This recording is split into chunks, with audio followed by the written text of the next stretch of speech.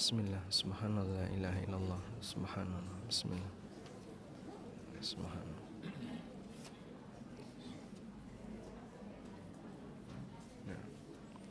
Assalamualaikum warahmatullahi wabarakatuh. Alhamdulillahi rabbil alamin. Wassalatu wassalamu ala ashrafil mursalin Nabiyyina wa maulana Muhammadin wa ala alihi wa sahbihi ajma'in. Wa ashhadu an la ilaha illallah wahdahu la syarika lah.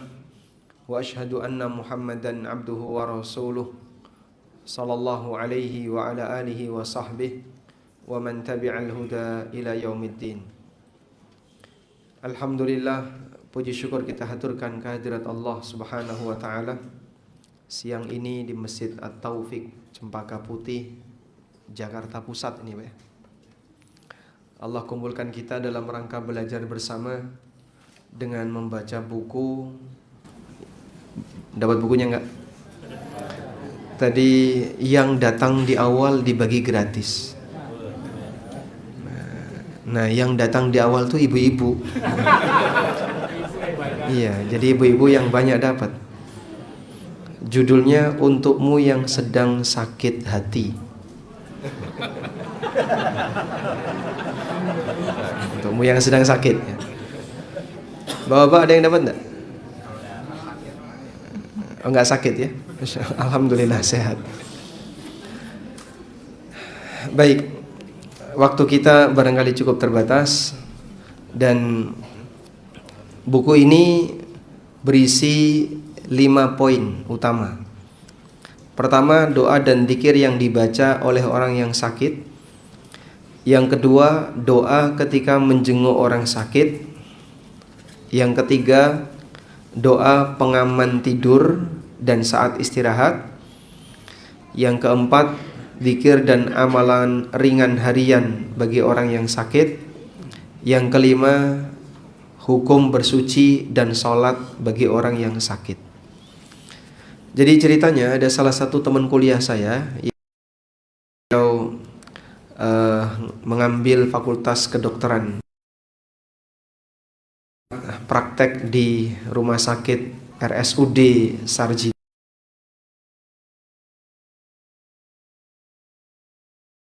Sholat. Banyak sekali yang gak sholat.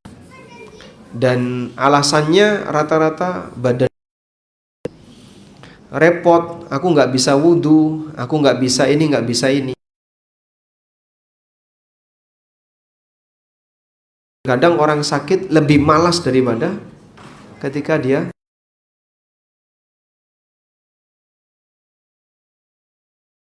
ke saya, bisa nggak dibuatkan atau tulisan ringan yang nanti bisa disebarkan. Alhamdulillah saya tulis buku ini, judulnya Untukmu yang sedang. Sekitar tahun 2016 atau 2015, 10 tahun. Dan di masa pandemi buku ini cetak secara gratis untuk dibagikan ke banyak rumah sakit.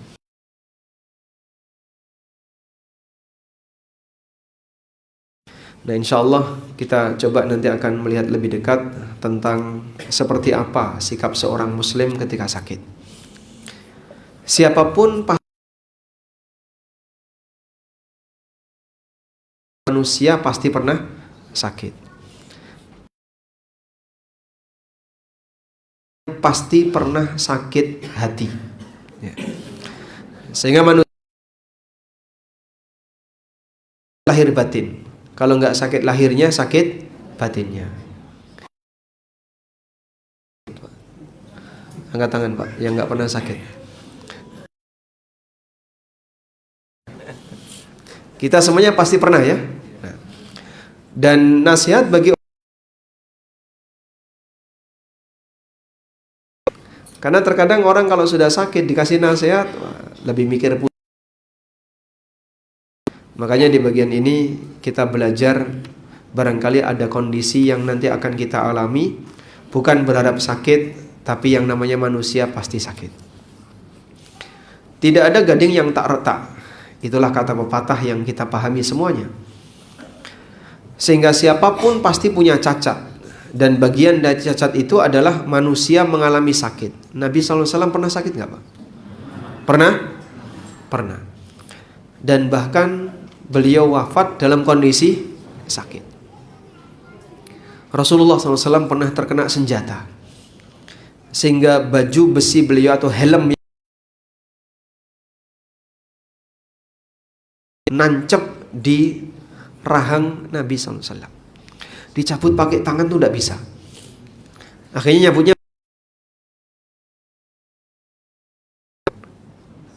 Siapa sahabat yang mencabut gigi aja, yang mencabut di rahang Nabi SAW? Abu Ubagah, bukan.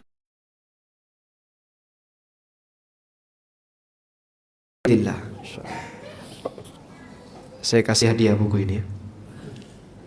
Beliau dapat hadiah. Bin Ubaidillah. Makanya kata Abu Bakar As-Siddiq, perang Uhud ada hari-harinya Tolha. Maksudnya adalah banyak sekali peran Tolha bin, dicabut dengan gigi gerahamnya sampai gigi gerahamnya Tolha mau copot.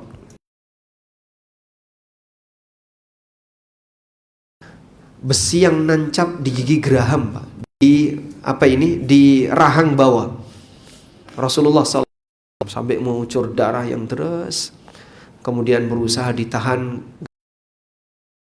oleh Fatimah, diapain? Ditutup dengan menggunakan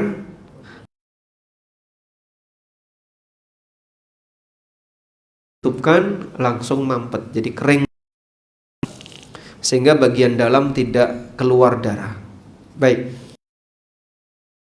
Saya, Anda, dia, mereka, siapapun orangnya pasti pernah merasakan sakit.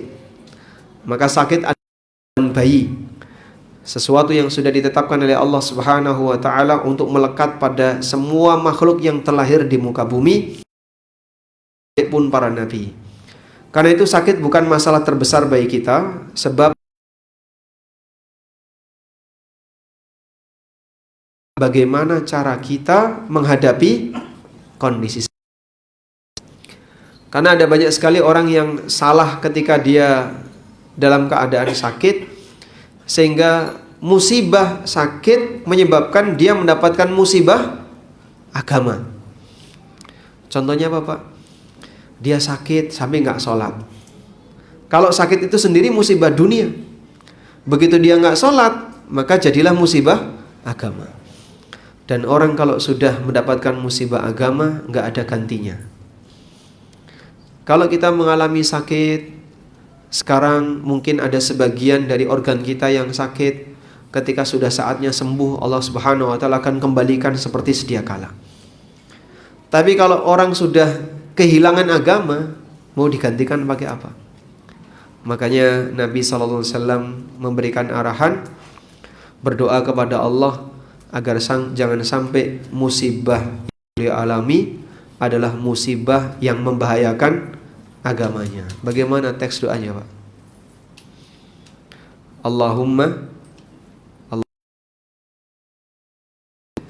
Allahumma la taj'al tana fi dinina. Janganlah engkau jadikan musibah yang menimpa adalah musibah yang membahayakan. Sebab kalau agama tadi Pak, nggak ada gantinya. Kita bisa mendapatkan banyak pahala ketika sakit. Sebaliknya kita juga bisa menderita dan mendapatkan dosa ketika kita sakit. Rasulullah SAW pernah mengingatkan dalam hadis yang diriwayatkan oleh Imam Ahmad, At-Tirmidzi dan yang lainnya. Innallaha idza ahabba qauman ibtalahum. Maka Allah akan menguji mereka. Faman radiya falahu ridha. Siapa yang ridha ketika dia sedang diuji oleh Allah,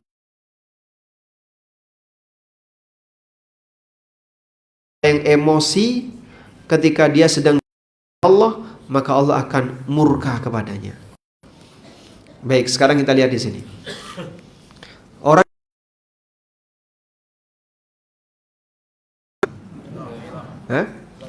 nggak hilang atau cuman kan banyak orang ketika sakit dia emosi Pak ya, kepada Allah, dosaku itu apa ya Allah, kok nggak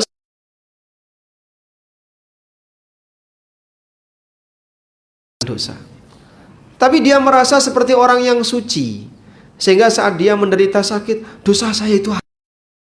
Kok saya nggak sembuh? Emang kamu orang suci?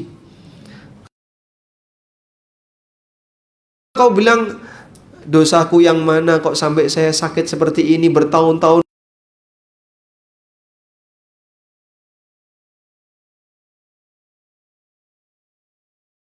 Yang ada yang sekian tahun dia harus bolak-balik opnam, terus dia mulai jengkel, dia emosi, lalu dia marah kepada Allah. Sakitnya tidak hilang, justru dia mendapatkan musibah yang kedua, yaitu musibah berupa berdosa, dan itu berkurang status nilai dari agamanya, imannya turun. Maka di sana ada dua sikap manusia yang berbeda.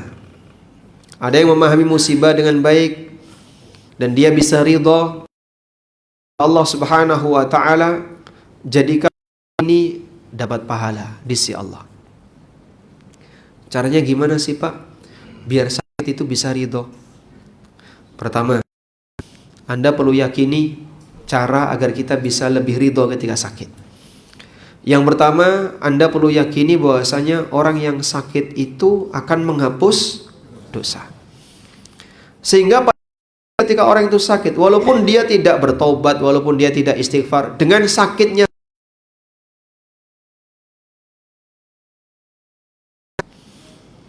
sebab orang mukmin itu kondisi tidak enak apapun yang dia alami, Allah jadikan sebagai kafarah dosa.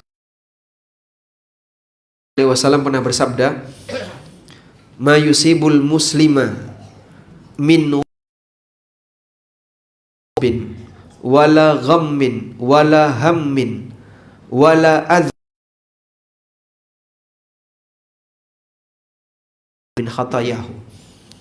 Apabila seorang muslim dia mengalami capek, atau dia mengalami sakit, atau dia bingung, dia gundah, dia resah, dia sedih, sampai duri yang nancep di badannya, Allah jadikan sebagai kafarah dosanya. Mana yang lebih berat? Sakit fisik atau sakit hati? Mana yang lebih berat? Sakit fisik atau sakit hati? Bapak lebih berat mana Pak? Hah?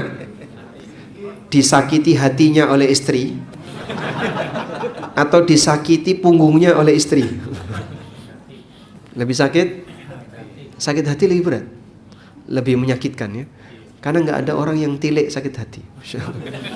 Saya mau menjenguk, kenapa dia sedang sakit hati? Nggak ada Pak ya. Baik.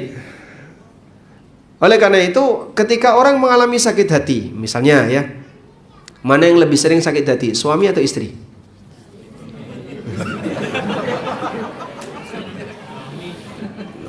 Terjadi khilaf. Dalam posisi ketika ada orang sakit hati, mungkin disakiti oleh pasangan hidupnya, disakiti oleh tetangganya, disakiti oleh kawannya, teman kerjanya, dan seterusnya. Dia punya hak untuk nagih di akhirat. Saya dicaci maki oleh teman kantor saya Pak, saya disakiti hatinya oleh A, oleh si B. Bapak ketika bersabar, nanti di akhirat punya hak untuk nagih dalam bentuk apa? Pahala. Mana pahala sholatmu? Aku minta sekian, minta sekian. Sesuai dengan kualitas kezaliman yang diberikan oleh orang itu kepada kita. Hal yang sama juga terjadi pada keluarga. Makanya hati-hati ya, jangan sampai kita punya pikiran kayak gini, bojo-bojoku dewe ya sak karepku. Nah, itu salah ya. Ini kan istri-istri saya, terserah saya. Ini suami-suami saya, terserah saya. Salah atau benar Pak? Salah? Salah. Kau tidak terlibat dalam proses penciptaan istrimu, sebagaimana kau tidak terlibat dalam proses pembentukan suamimu. Maka tidak ada istilah ini adalah milikku, selanjutnya terserah aku. Tidak ada. Memang istri diwajibkan untuk tunduk dan taat kepada suami, tapi suami haram untuk zalim kepada istri.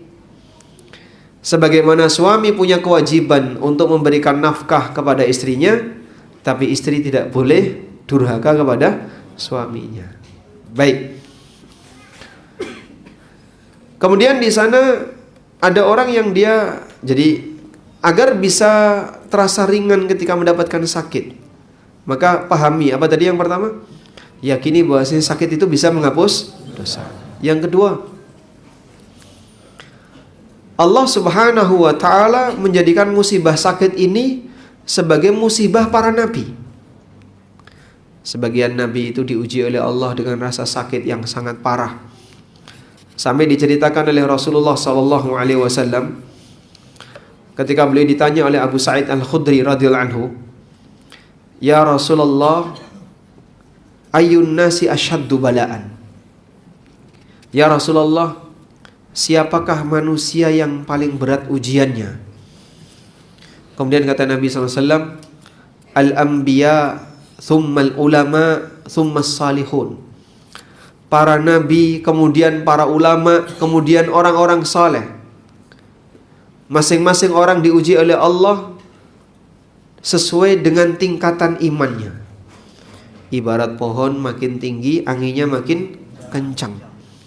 Sehingga manusia yang dia makin soleh dikasih oleh Allah Subhanahu wa ta'ala ujian yang berat sesuai dengan tingkatan kesolehannya. Lalu Nabi SAW cerita tentang ujian yang dialami oleh orang masa silam. Kana ahaduhum yubtala bil faqri hatta ma yajidu illal aba'ah yalbasuha. Dulu ada orang yang diuji oleh Allah dengan kemiskinan, sampai kemiskinan itu membuat dia, ujian kemiskinan itu membuat dia nggak punya apapun kecuali hanya satu lembar kain. Kemana-mana dia cuma pakai satu kain ini, Pak. Kalau kotor gimana, Pak Ustadz? Ya dicuci, terus dipakai, kering di badan. Mus'ab bin Umair radhiyallahu anhu, beliau ketika meninggal dunia, kapan Mus'ab itu meninggal? Kapan Mus'ab bin Umair meninggal?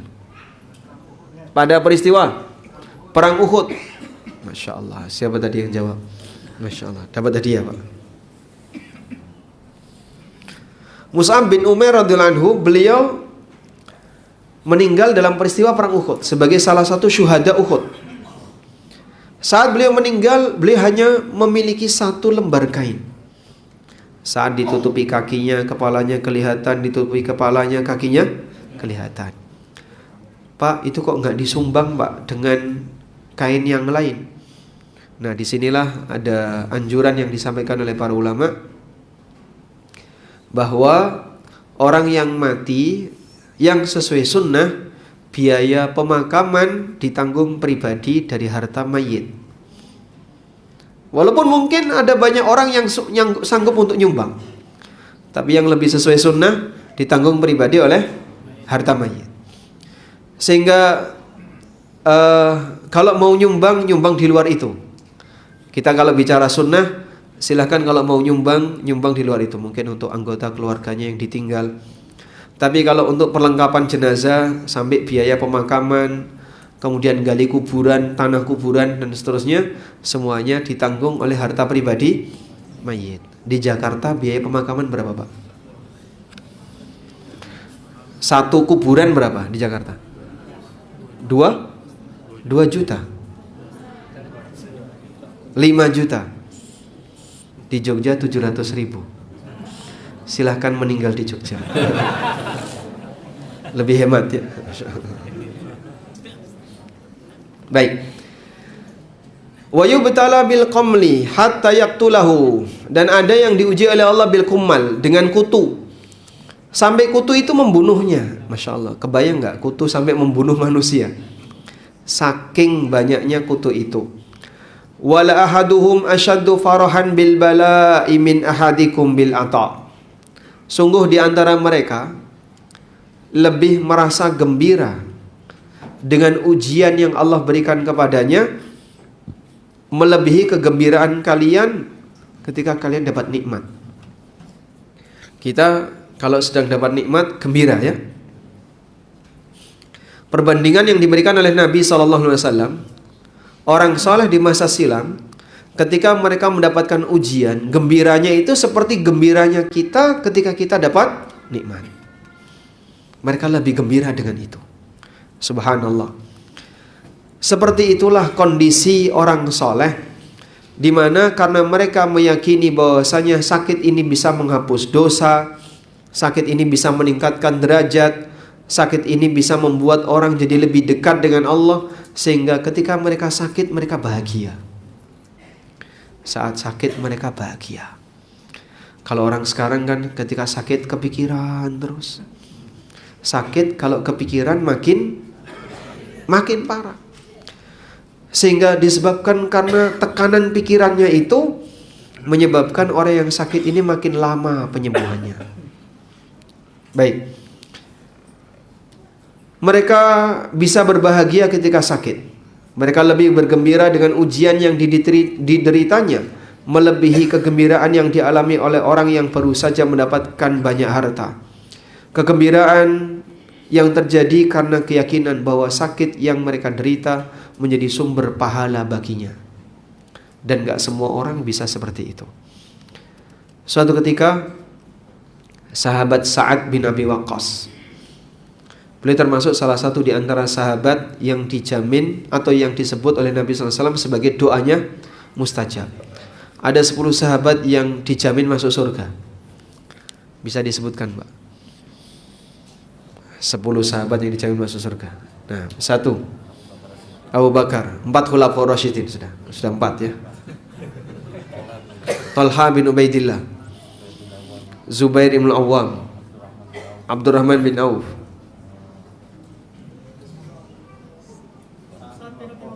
Sa'ad bin Abi Waqqas, Sa'id bin Zaid,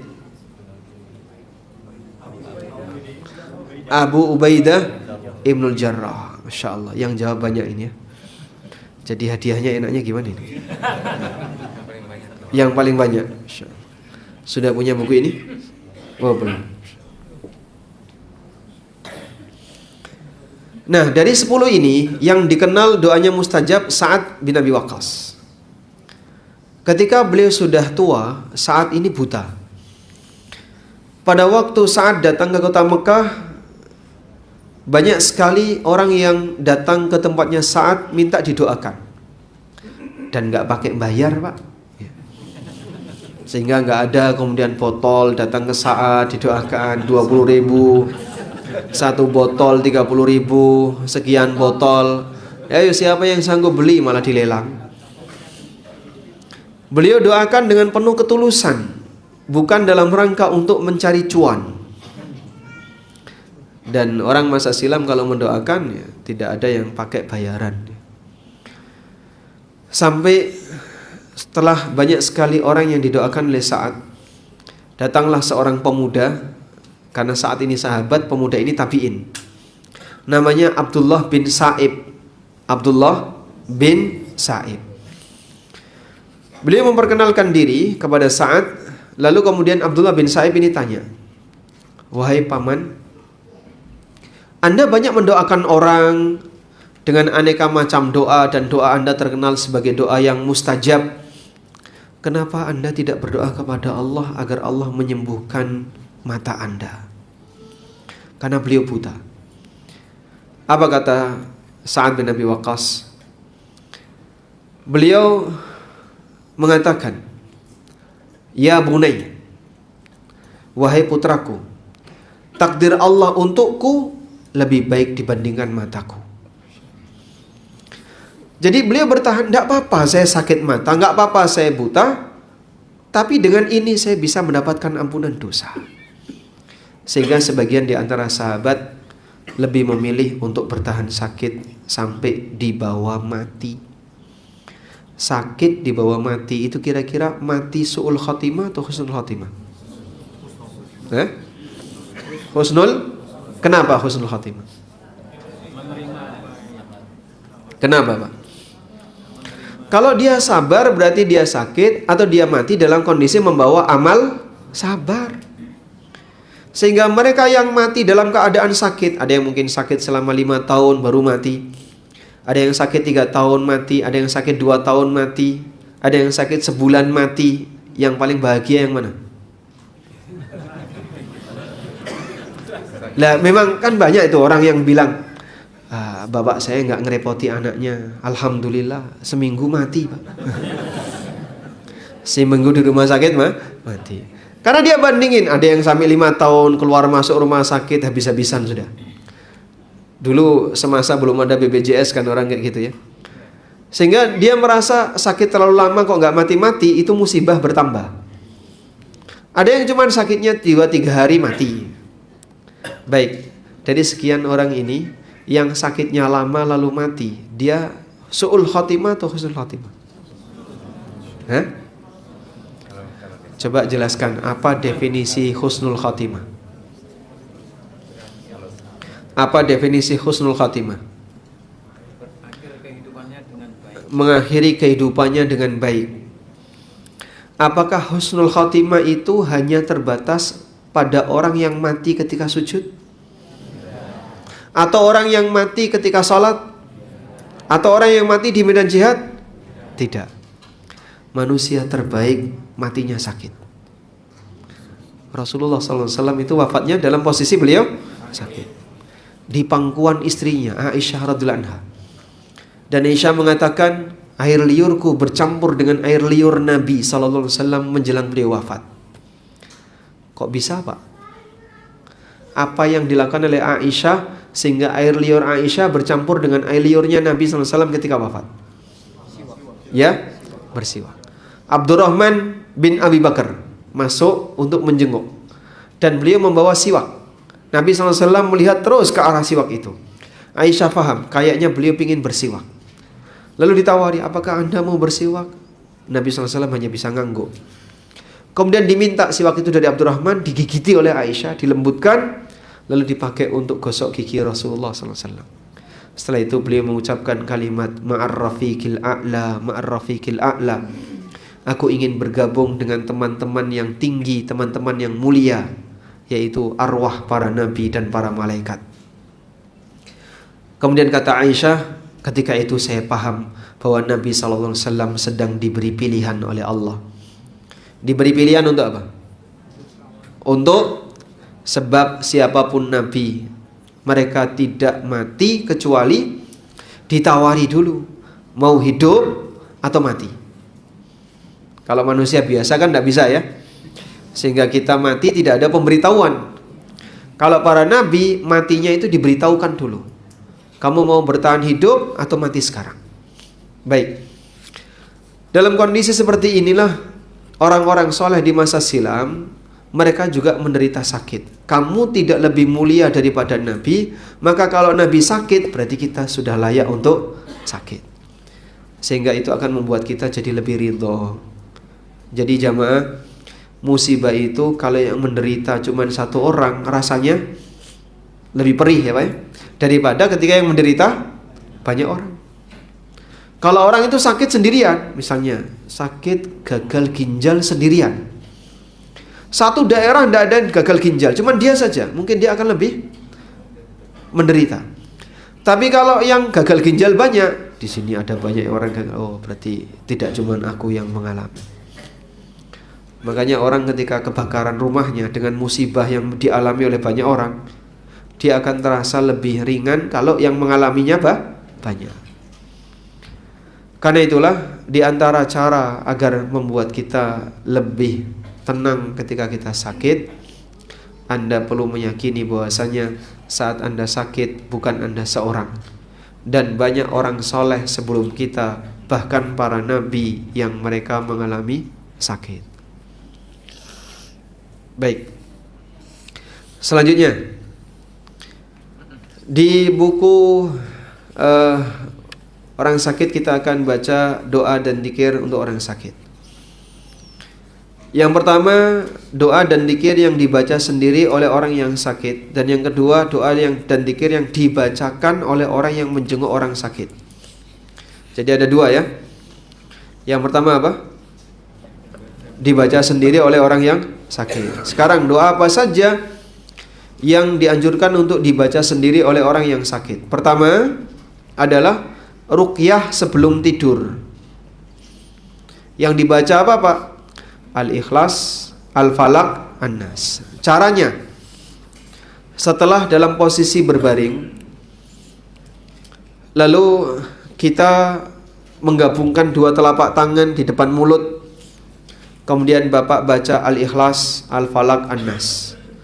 Terus ditiupkan di telapak tangan, Anda usapkan ke seluruh permukaan badan yang bisa dijangkau. Ulangi sebanyak 3 kali. Seperti itu. Dan ini rutin dilakukan oleh Rasulullah SAW. Aisyah mengatakan, anna Nabiya sallallahu alaihi wasallam kana yanfuthu ala nafsihi fil marad alladhi mata fihi bil muawwidzat. Falamma thaqula kuntu anfithu alaihi bihinna wa amsahu biyadi nafsihi li barakatiha. Nabi SAW ketika beliau sakit, beliau sering membaca Al-Muawwidzat. Al-Muawwidzat itu apa? Al-Ikhlas, Al-Falaq, An-Nas. 3 surat ini sering disebut dengan Al-Muawwidzat. Ketika beliau sudah tidak bisa melakukannya karena sakitnya makin parah, maka Aisyah yang membacanya. Lalu oleh Aisyah radhiyallahu anha ditiupkan di tangan Nabi sallallahu alaihi wasallam, kemudian diusapkan dengan tangan Rasulullah sallallahu alaihi wasallam li barakatiha, karena keberkahan tangan beliau. Makanya kalau Anda punya anak yang sakit atau keluarga yang sakit dan dia nggak bisa melakukan seperti ini, Bapak Ibu bacakan Al-Ikhlas, Al-Falaq, An-Nas di depan tangannya. Lalu setelah itu usapkan dengan tangannya di anggota badannya. Dan ini ruqyah. Seperti ini apa? Ruqyah. Ini rutin dikerjakan Nabi SAW setiap beliau mau tidur. Baik. Selanjutnya, ketika ada bagian anggota tubuh yang sakit, apa yang harus dilakukan? Letakkan tangan Anda di bagian tubuh yang sakit, kemudian baca kalimat berikut. Di buku halaman 5 ya. Kalau yang ibu-ibu punya silakan dibuka halaman 5. Misalnya, sakit gigi. Letakkan tangan di area yang sakit. Baca 3 kali. Bismillah, Bismillah, Bismillah. Sudah? Setelah itu baca 7 kali. A'udzubillah wa qudratihi min syarri ma ajidu wa uhadir. A'udzubillah wa qudratihi min syarri ma ajidu wa uhadir. Dibaca 7 kali dengan penuh keyakinan, insyaallah sembuh. Baik Pak, nanti saya uji coba. Bukan uji coba. Dengan penuh keyakinan. Tapi Pak, yang namanya ruqyah kan coba-coba. Ya kalau keyakinannya nggak kuat, pengaruh ruqyah itu tidak kuat. Sebab ruqyah itu dikatakan oleh para ulama seperti orang menggunakan pedang. Ada faktor di mana pedang ini bisa berfungsi dengan maksimal. Kalau pedangnya tajam tapi tangannya orangnya nggak kuat, jadi cuma ditaruh saja, ya nggak bisa memotong. Tapi kalau tangannya kuat, pedangnya tajam, dia babat misalnya ya, batang pohon misalnya, dia bisa dengan tangannya yang kuat bisa memangkas batang pohon tadi. Seperti itulah kurang lebih kekuatan ruqyah. Nah, kekuatan tangan ini sama dengan kekuatan mental. Maka seorang muslim yang ketika dia meruqyah, keyakinannya kuat, pengaruh ruqyahnya kuat. Karena itu sebaiknya meruqyah diri sendiri. Jangan minta ruqyah orang lain. Kenapa Pak? Karena ruqyah diri sendiri itu lebih kuat dari sisi perasaan. Yang pengen sembuh kan Anda. Yang pengen sehat itu Bapak. Maka yang pengen inilah kekuatan doanya lebih serius dibandingkan kalau minta doa orang lain. Bisa jadi perasaan orang yang minta didoakan tadi, ya, buat apa aku doain kamu? Tapi karena mungkin diminta tetap dia doakan, sehingga mungkin doanya nggak ikhlas. Apalagi mohon maaf kalau doanya berbayar. Ya. Silakan, nanti akan kita kirim doa secara online. Ya. Tapi syaratnya harus top up dulu sekian. Pakai PayTrend. Wallahu alam ya.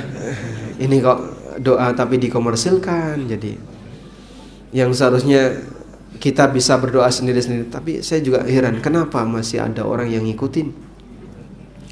Betul apa yang dikatakan oleh para ulama, likulli syai'in warith. Orang buang apapun itu pasti ada yang nemu. Walaupun dia buang putung rokok, pasti ada yang nemu. Jadi doa tidak harus bayar. Dan pada asalnya kalau memang diminta untuk doa, kekuatannya itu tergantung dari keikhlasan. Nah kalau dia minta bayaran kan berarti sudah nggak nyaman dari awal, memang bukan niatnya untuk mendoakan tapi untuk mengkomersilkan. Sekarang kita beralih kepada doa ketiga, berdialog dengan Allah ketika sakit. Kalimatnya coba lihat di halaman 7 ya. La ilaha illallah wallahu akbar. La ilaha illallah wahdah. La ilaha illallah wahdahu la syarikalah. La ilaha illallah lahul mulku wa lahul hamd. La ilaha illallah wa la hawla wa la quwwata illa billah. Kata Nabi SAW dalam hadis yang cukup panjang dari Abu Sa'id Al-Khudri dan Abu Hurairah radhiyallahu anhu, kalau ada orang yang sakit lalu dia membaca kalimat ini, La ilaha illallah wallahu akbar, maka Allah merespon ucapan dia dan mengatakan, Sadaqa abdi, la ilaha illa ana wa ana akbar. Yang diucapkan hambaku benar, memang tidak ada Tuhan yang berhak disembah kecuali aku, dan aku yang maha besar. Ketika hamba membaca la ilaha illallah wahdah, maka Allah merespon dengan mengatakan, Sadaqa abdi, yang diucapkan hambaku benar. La ilaha illa ana wahdi, tidak ada Tuhan yang berhak disembah kecuali aku semata. Ketika sang hamba mengucapkan kalimat la ilaha illallah wahdahu la syarikalah, maka Allah merespon, Sadaqa abdi, hambaku benar.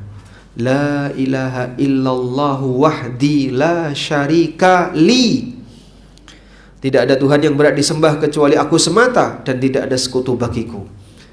Terus seperti itu seolah terjadi dialog antara hamba ini dengan Allah. Sehingga saat sang hamba memuji Allah, dibalas oleh Allah, hambaku benar, memang tidak ada Tuhan yang berhak disembah kecuali aku.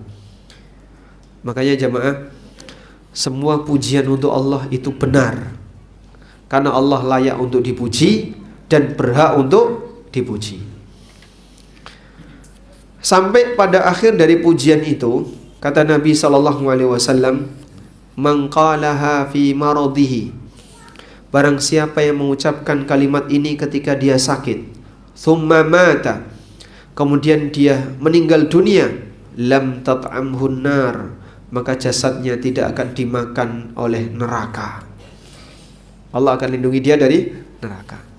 Sehingga dalam situasi sakit, mungkin ada yang kemeng-kemeng di badan, ada yang gak nyaman, ada yang pusing, Bapak sambil rasakan pusingnya ada di mana, lalu ucapkan la ilaha illallah wahdah, la ilaha illallah wallahu akbar, la ilaha illallah wahdahu la syarikalah, la ilaha illallah wa la hawla wa la quwwata illa billah. Atau kalimat yang semisal, Pak, sebentar Pak, ada apa? Bagaimana kalau kita mengucapkan la ilaha illallah belum selesai terus mati? Misalnya baru sampai la ilaha, hilang nyawanya. Berarti kan tidak boleh itu, Pak. Itu berbahaya. Berarti kalimat la ilaha illallah bahaya kalau gitu. Ya enggak bahaya. Cuman daripada berbahaya, mending kita dzikirnya Allah, Allah, Allah, Allah. Salah atau benar? Alasan ini kurang benar. Alasan ini nggak tepat. Kenapa? Pertama, kalau ada seorang muslim yang dia sudah punya niat beramal tertentu, lalu gagal di tengah jalan, tapi dia sudah punya niat dan dia bahkan sudah mengamalkan, gagal di tengah jalan nggak selesai, dapat pahala nggak? Apa dalilnya? Innamal a'malu binniyat wa innama likulli imri'in ma nawa. Sesungguhnya amal itu tergantung dari niatnya, dan orang mendapatkan pahala sesuai dengan kualitas niatnya.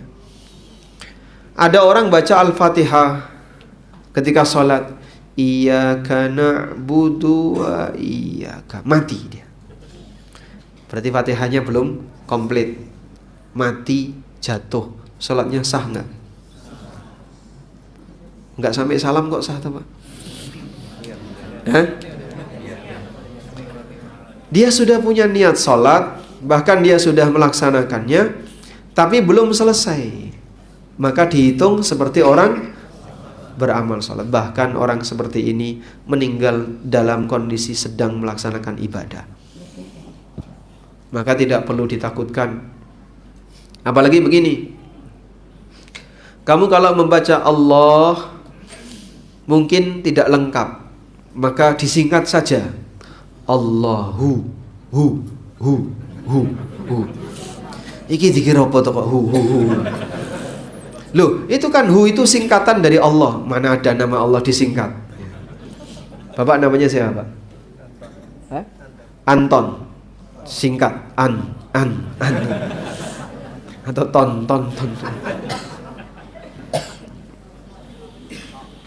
Ada orang namanya Lukito. Singkatan yang paling enak apa?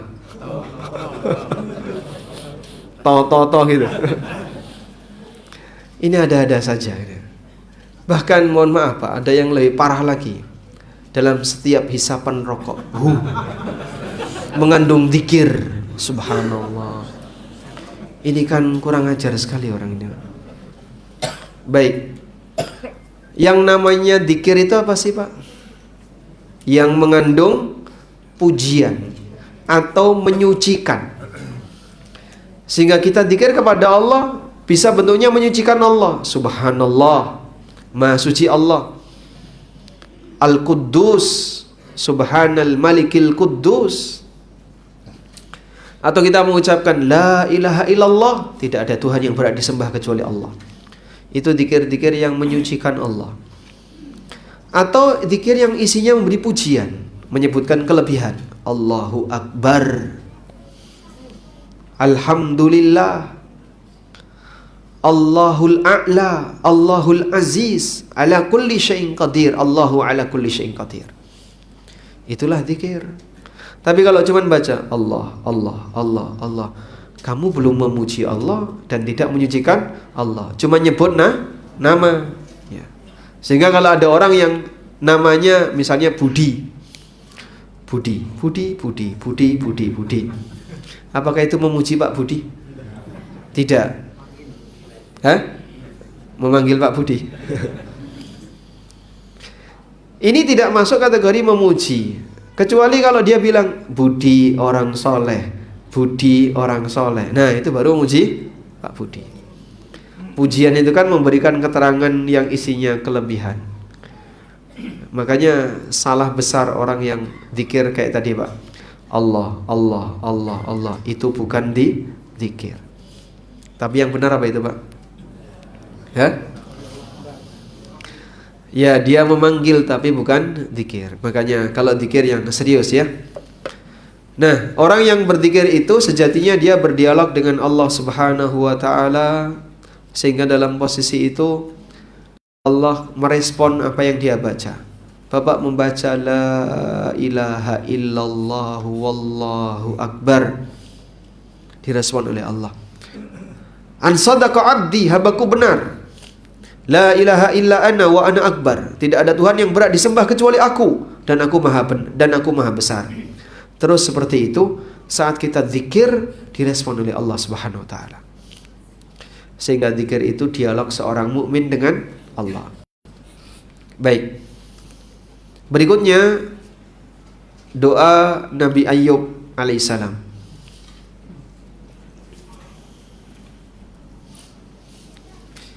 Nabi Ayyub di puncak sakitnya beliau berdoa kepada Allah. Rabbi inni massaniyad durru wa anta arhamur rahimin. Ya Allah, sesungguhnya aku telah ditimpa penyakit. Wa anta arhamur rahimin, dan Kau Zat yang maha penyayang di antara semua yang penyayang. Coba lihat teksnya doanya Nabi Ayyub di surat Al-Anbiya ayat 83. Dalam situasi sakit Allah ceritakan, wa ayyuba idh nada rabbahu anni massaniyad durru wa anta arhamur rahimin. Ingatlah tentang Nabi Ayyub ketika beliau berdoa kepada anni massaniyad durru, ya Allah, aku sedang ditimpa sakit. Ad-durru di sini musibah. Wa anta arhamur rahimin, dan Engkau adalah Zat yang maha penyayang. Nabi Ayyub dengan kata kesembuhan, tapi beliau hanya menunjukkan keadaan. Ya Allah, aku sedang ditimpa sakit dan Engkau maha belas asih. Ya Allah, aku sedang sakit dan Kau maha welas asih. Maka beliau serahkan kepada Allah. Kalau yang terbaik adalah sembuh, akan Allah sembuhkan. Kalau yang terbaik adalah bertahan sakit, Allah jadikan beliau bertahan sakit. Sebab terkadang belum tentu sembuh itu lebih baik. Baik. Apa dalilnya, Pak? Belum tentu sembuh itu lebih baik. Ada seorang sahabiat yang beliau terkena penyakit ayanan. Nah, epilepsi yang beliau derita itu kadang kambuh-kambuhan, kadang kambuh, kadang hilang, kadang kambuh, kadang hilang. Datang kepada Rasulullah SAW, lalu minta untuk diobati. Apa kata Nabi SAW? Kalau kau mau, aku bisa mengobati kamu sehingga kamu sembuh.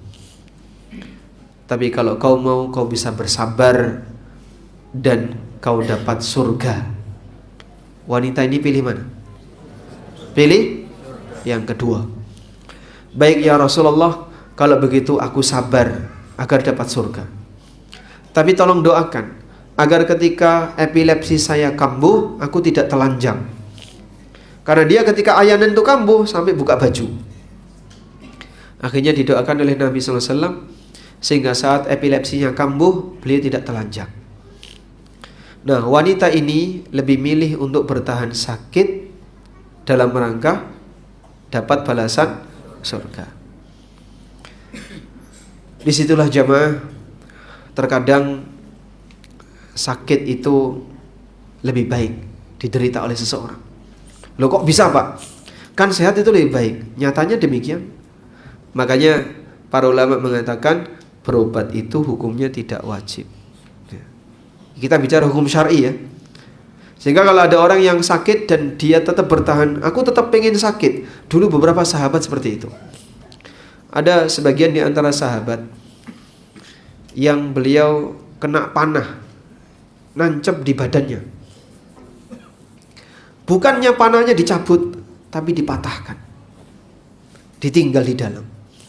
Ini akan jadi saksi bagiku di yaumil qiyamah. Kalau kita gimana, Pak? Operasi ya, operasi.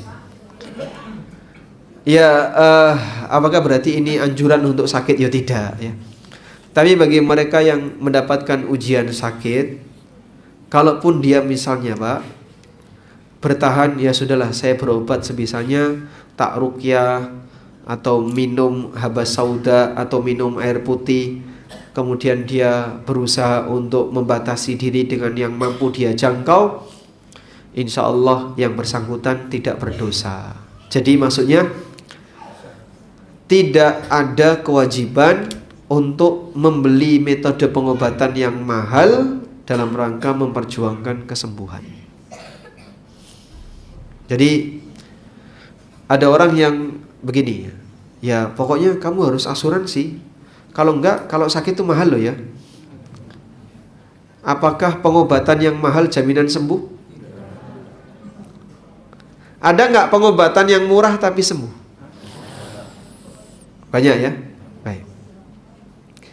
Ini pengalaman temennya, realnya. Dia berobat di salah satu rumah sakit yang cukup mewah di Jogja, Pak. Selama berhari-hari dia opnam, cek darah berkali-kali, nggak sembuh-sembuh. Ibunya jengkel, bawa pulang.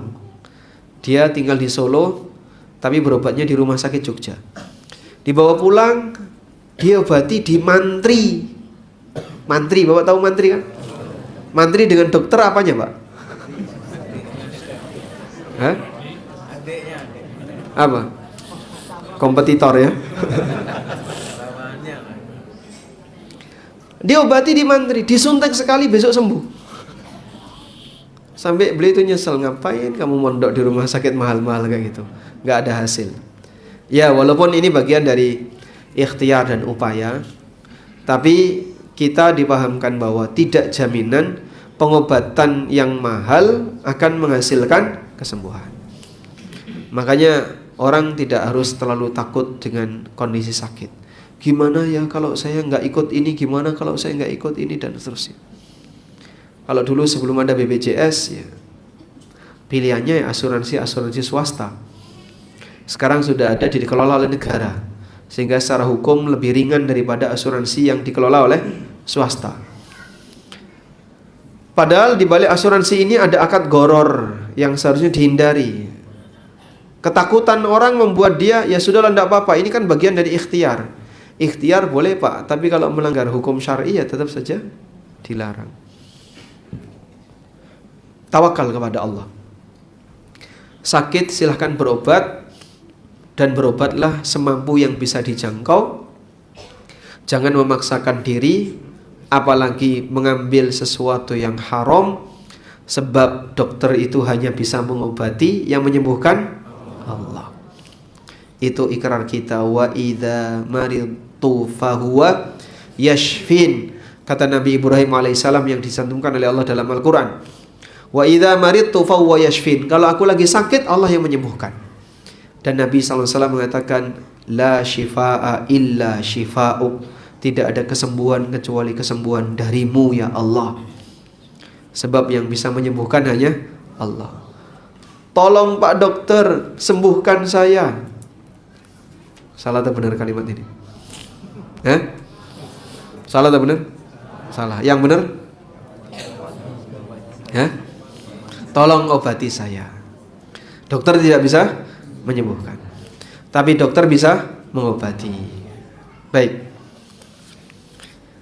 Selanjutnya, mengawali permohonan dengan doa Nabi Yunus alaihissalam. Nabi Yunus mengalami sakit ditelan ikan, dan begitu berada di dalam perut ikan, beliau berdoa kepada Allah dalam posisi sujud. Hanya bisa terjadi pada satu orang di muka bumi, gak bisa ditiru. Saya mau niru Yunus, gimana caranya? Ditelan buaya. Masya Allah.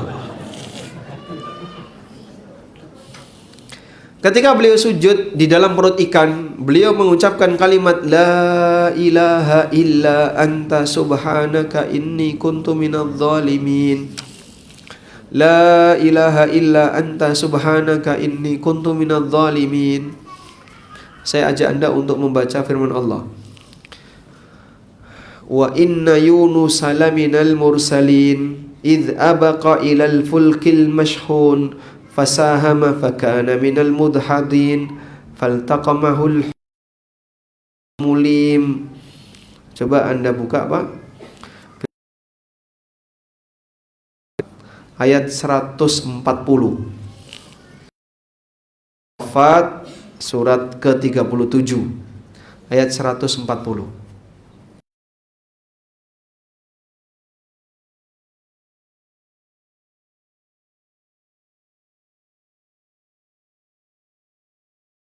Sudah? Ketemu?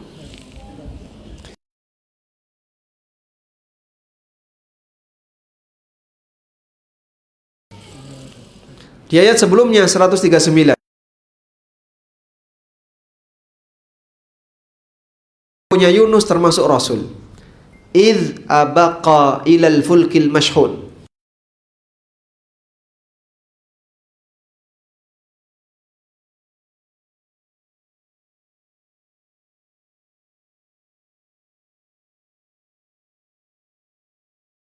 Lalu beliau ikut undian dan Yunus kalah.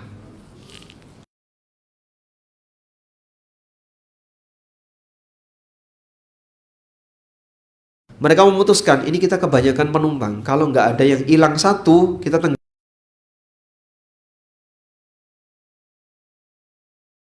Ketika undian, keluar nama Yunus. Wah, Nabi kok mau dicemplungkan ke laut? Nggak boleh, diulangi lagi. Itu sampai 3 kali. Dan semuanya keluar Yunus. Lalu beliau menyadari, memang yang harus keluar dari perahu. Langsung beliau lompat.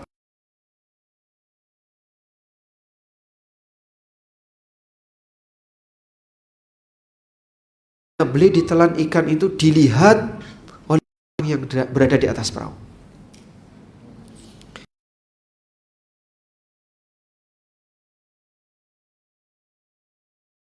Lalabitha fi batnihi ila yaumi yub'atsun.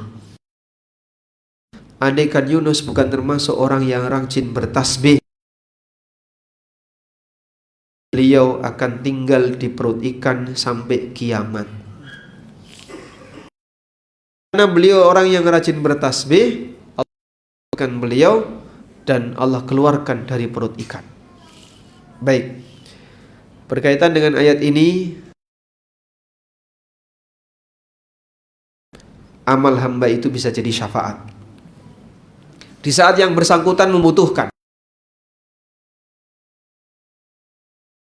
pertolongan dari Allah, dia punya amal tertentu yang jadi rutinitas. Nabi Yunus itu orang yang rajin bertasbih. Allah jadikan sebagai alasan, falaula annahu kana minal musabbih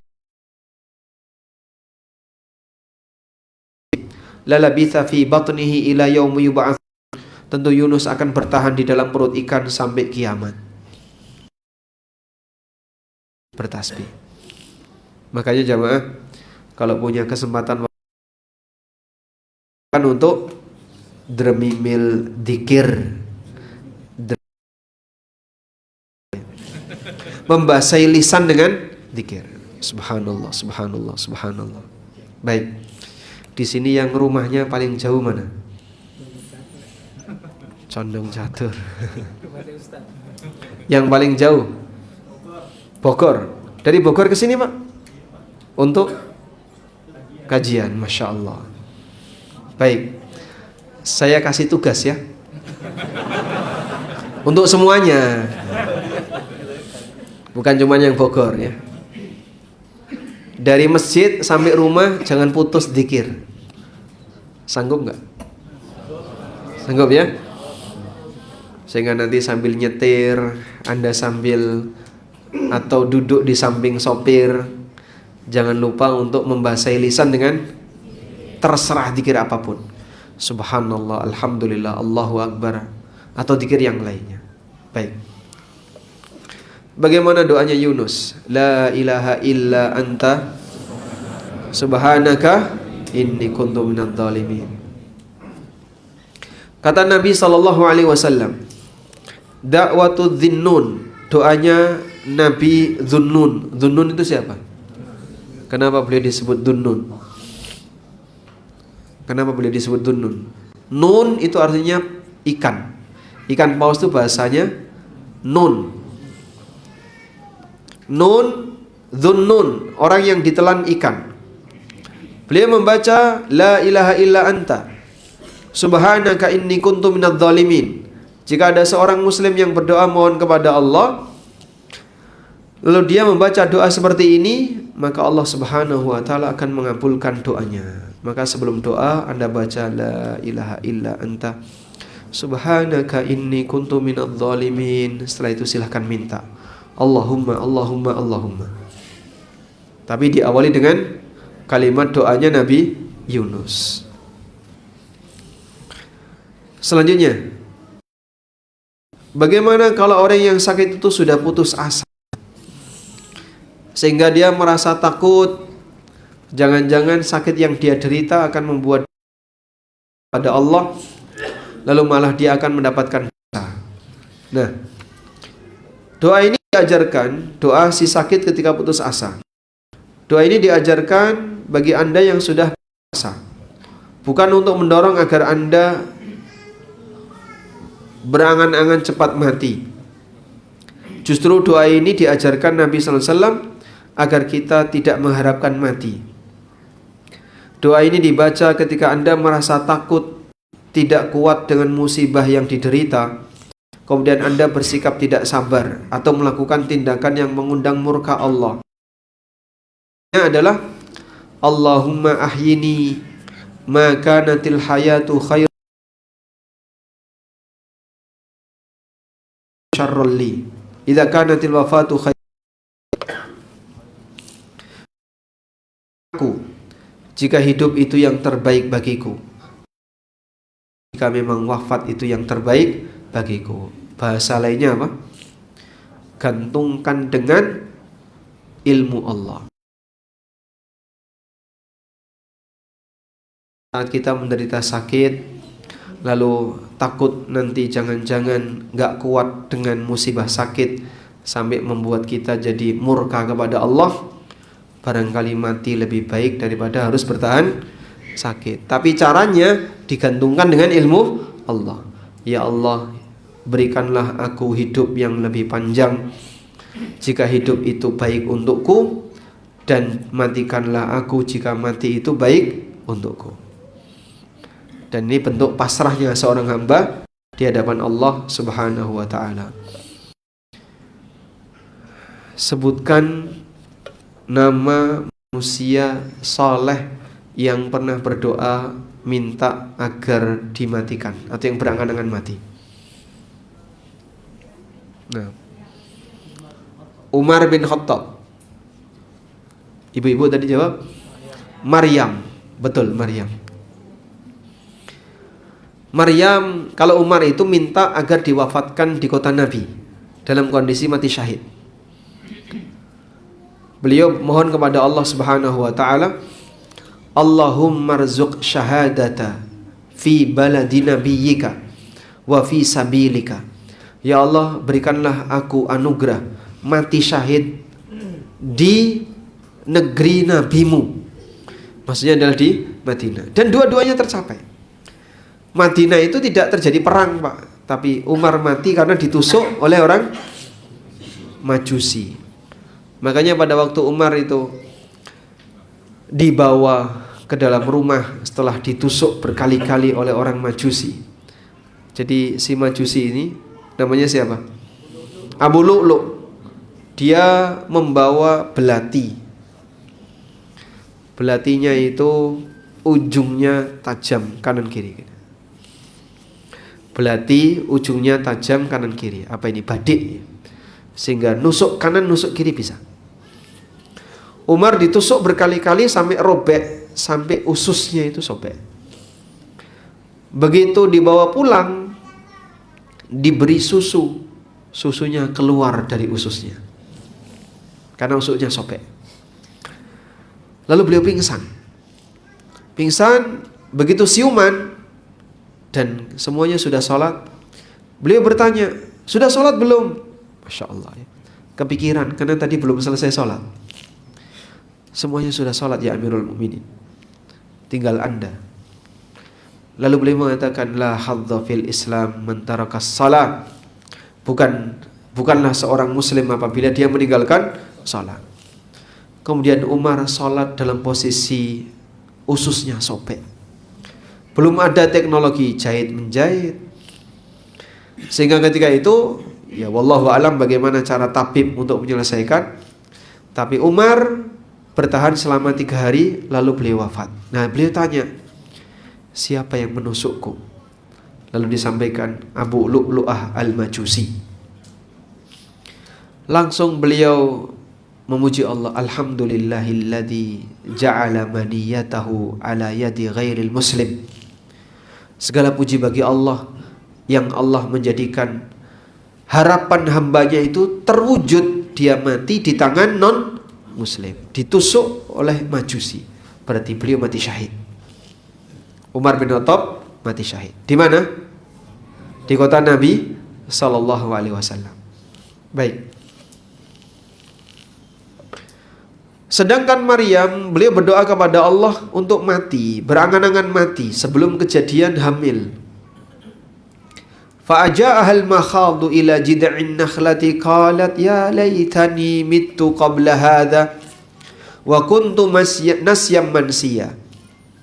Ketika beliau hamil besar sampai membuat beliau jadi lemah, nyender di pohon kurma. Lalu beliau mengatakan ya laitani mittu qabla hadha, andaikan aku mati sebelum kejadian ini dan aku jadi orang yang dilupakan. Subhanallah. Karena beliau wanita suci, tidak pernah nikah, isinya ibadah dan tidak kepikiran untuk berbuat zina, tiba-tiba hamil tanpa suami. Itu rasa malu menanggung, harga diri luar biasa. Tapi Masya Allah ketabahan Maryam luar biasa, sehingga Allah Subhanahu wa ta'ala berikan anugerah kepada Maryam, anaknya dijadikan sebagai salah satu mukjizat dunia. Mukjizat dunia.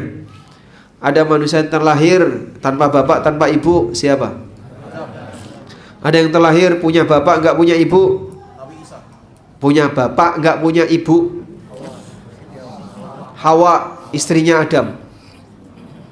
Sehingga Hawa itu keturunan Adam. Ada yang punya ibu, enggak punya bapak? Nabi Isa. Ada yang punya bapak ibu? Kita semua. Maka sempurnalah penciptaan Allah Subhanahu wa ta'ala. Allah kuasa untuk menciptakan manusia dengan 4 cara. Nah, di sini ada yang bingung. Kok bisa ada wanita yang tidak pernah kawin tapi hamil? Nah, ada 2 kelompok di sini yang bingung. Kelompok pertama mengatakan Maryam wanita suci. Dia tidak pernah kawin dengan manusia. Karena Maryam hamil dan punya anak, berarti suaminya adalah Allah. Masya Allah. Sehingga Nabi Isa dia dikatakan sebagai anak Tuhan. Ya. Karena mereka beralasan, dia kan tidak ada suaminya, berarti suaminya adalah Allah. Ini yang pertama. Yang kedua, dan ini kelompok Nasrani ya, sebentar lagi mau perayaan. Yang kedua, ada kelompok yang mengatakan Maryam ini berzina. Siapa pasangannya? Buron. Sampai sekarang nggak jelas. Ada kelompok yang nuduh Nabi Zakaria, ada yang mengatakan Yusuf An-Najjar, dan ada pendapat-pendapat yang lain. Tapi yang jelas Maryam ini berzina. Makanya kelompok ini mengatakan Maryam wanita pezina dan Nabi Isa anak zina, sehingga tidak layak jadi nabi. Ini kelompok Yahudi. Sehingga mereka tidak mau mengakui Nabi Isa alaihissalam. Baik, kaum muslimin enggak bingung? Bapak bingung enggak? Tidak. Allah jelaskan dalam Al-Quran, inna mathala Isa indallahi kamathali Adam. Kejadian Isa di sisi Allah itu sebagaimana kejadian Adam. Hei Yahudi dan Nasrani, kau bisa menerima ada manusia tercipta tanpa bapak dan tanpa ibu. Kok bingung kalau ada manusia yang terlahir punya ibu nggak punya bapak? Kamu kok bingung? Tanya sama orang muslim, nanti dijelaskan. Innallaha ala kulli syai'in qadir. Allah Maha Kuasa atas segala sesuatu. Sehingga lahirnya Nabi Isa menjadi titik sengketa 3 kelompok agama: Islam, Yahudi, Nasrani. Alhamdulillah kita bersyukur kepada Allah, dikasih oleh Allah arahan sehingga kita ngerti apa hikmah di balik kehadiran Nabi Isa alaihissalam. Wallahu a'lam. Walhamdulillahirabbil alamin. Baik, cukup Pak ya. Ini mohon maaf suara saya bindeng karena hidung saya mampet sebenarnya. Semoga jadi kafarah bagi saya. Baik, kita sampai jam berapa? Sampai jam 2, kurang setengah jam. Kita berikan kesempatan bagi Bapak Ibu yang mau menyampaikan kritik dan saran, silakan. Wassallallahu ala nabiyyina Muhammadin wa ala alihi wa sahbihi wasallam.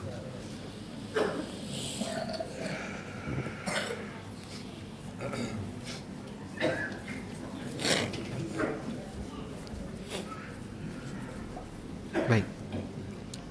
Tidak ada, kita akhiri walhamdulillah. Silakan.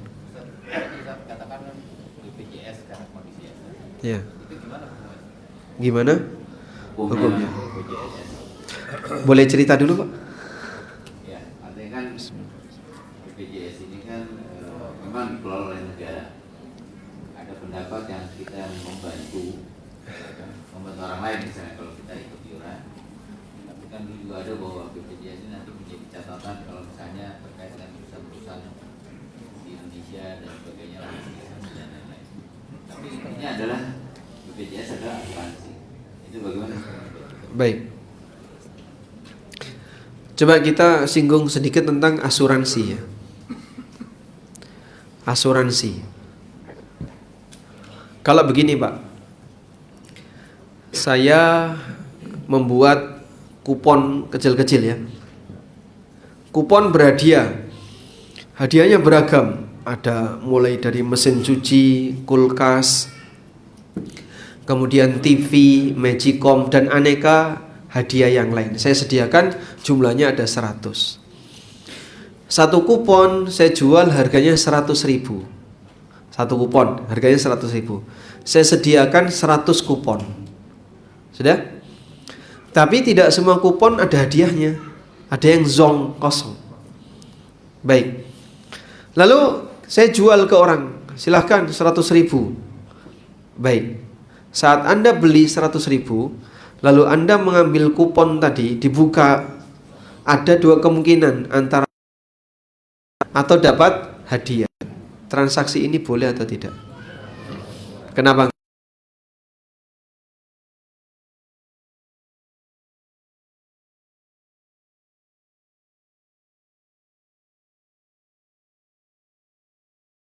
Bisa enggak? Enggak dapat. Baik. Ke konteks asuransi. Ada sebuah perusahaan asuransi swasta.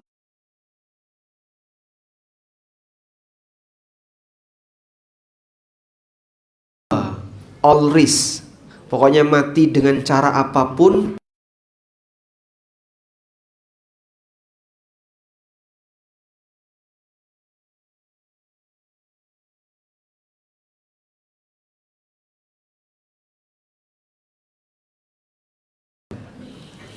Baik. Kemudian di situ ada pilihan.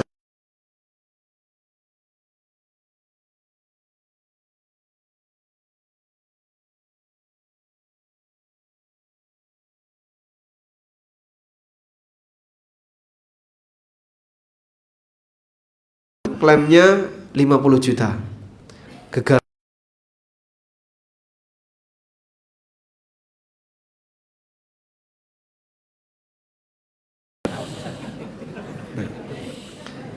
Baik. Nah, si A ikut.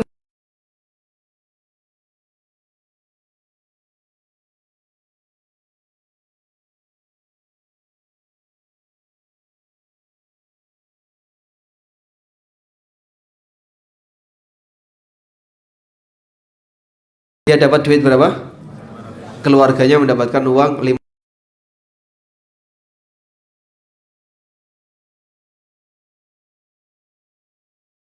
Yang gimana sih kok rugi? Modalnya berapa tadi?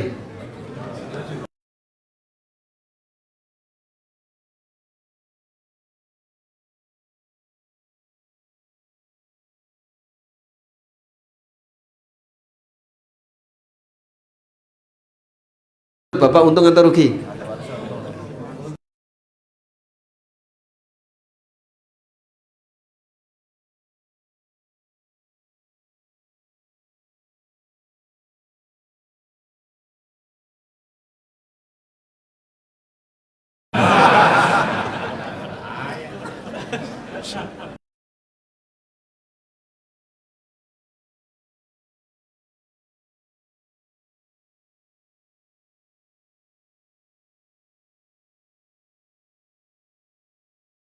Suami, Pak. Hah? Karena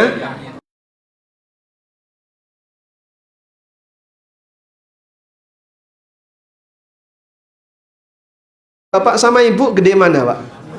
Peluang matinya.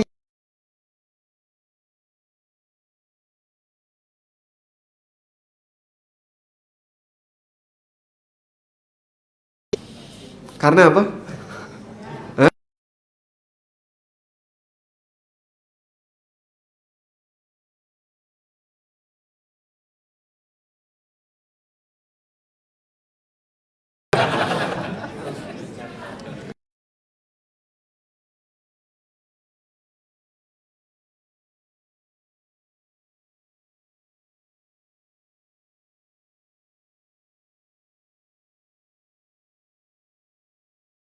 Nggak pernah keluar rumah. Kerjaannya hanya jadi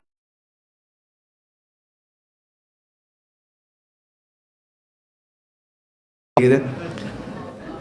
Apakah peluang matinya lebih kecil daripada suaminya yang keras?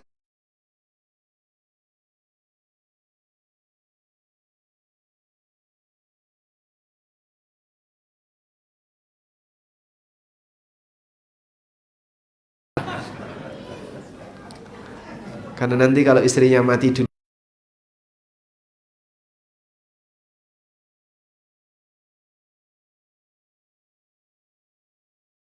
Ibu lebih seneng mana? Mati duluan atau ditinggal mati suami duluan?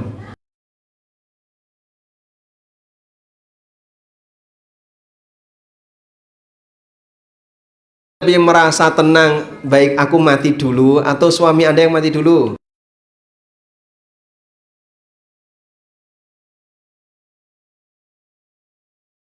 Kalau bapak-bapak